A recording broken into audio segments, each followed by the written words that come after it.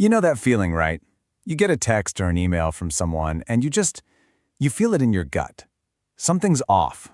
What they're saying just doesn't feel like the whole story. Well, today, we're diving headfirst into that gap, the space between what people say and what they really mean.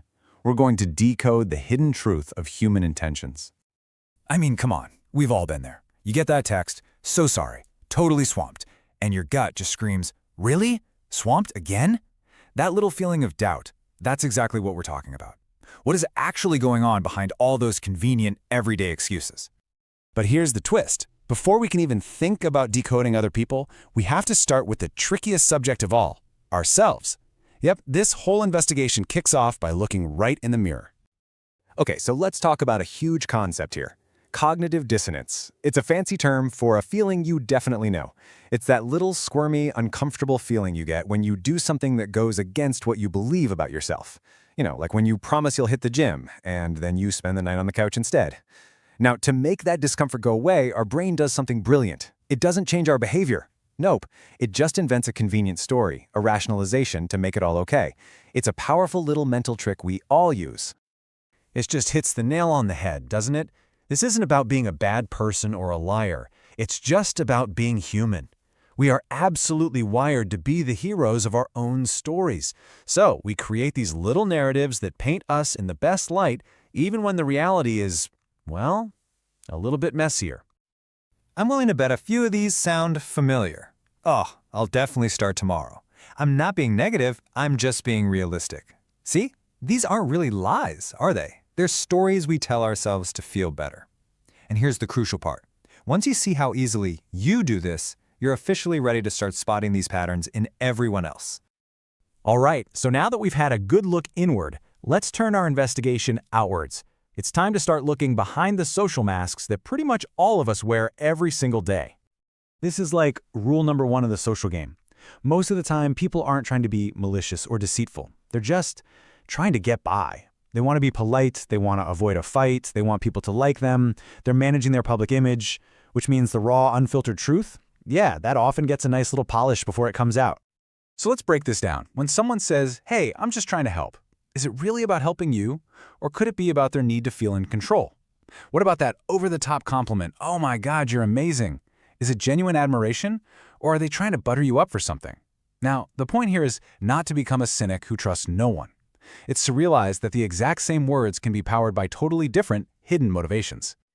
So if words can be this tricky and misleading, what are we supposed to trust? Well, it turns out there is one clue that cuts through all the noise. There is one thing that is more honest, more reliable, and more revealing than anything a person could ever say. This, right here, is the golden rule.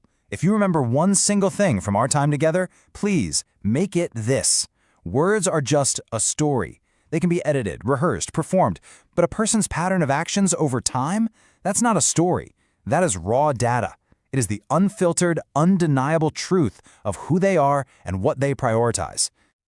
So how do you actually put this into practice? It's a super simple 3-step framework. Step 1, hear the words. Don't dismiss what they say, just acknowledge it. Step 2, watch the actions. And I don't mean one action, I mean look for a consistent pattern over time. And finally, step 3, spot the gap. That little space, that inconsistency between what they say they are and what they consistently do, that, my friends, is where the truth lives. Let's look at this classic workplace example. It's perfect. The manager says, my team is my #1 priority. Great, but what do? They consistently take all the credit for the team's wins and always find a reason to avoid giving raises. The words are all about the team, but the actions are all about their ego and their own bottom line. The gap there is so wide you could drive a truck through it. Now let's be really, really clear about something. The goal here is not to turn you into a paranoid, cynical person who distrusts everyone. It's the exact opposite. The goal is to become an aware observer. Someone who moves through the world with more clarity, more wisdom, and honestly, a much deeper understanding of what makes people tick. So, here it is, your toolkit for becoming that aware observer. Remember, it all starts with you. Practice self-awareness first. Look for patterns over time, not just single moments. Try to assume complexity, not malice. People are complicated. And listen for the things they aren't saying. But above all else, learn to trust your intuition. When the words and the actions are fighting, trust that little voice inside you. It knows what's up. So I'll leave you with this final thought. In a world that's so full of hidden intentions and social masks, what does a real, genuine connection actually require from us? Maybe, just maybe, the secret isn't just about getting better at decoding others. Maybe it's about having the courage to make sure our own words and our own actions are always telling the exact same story. Thanks for joining me.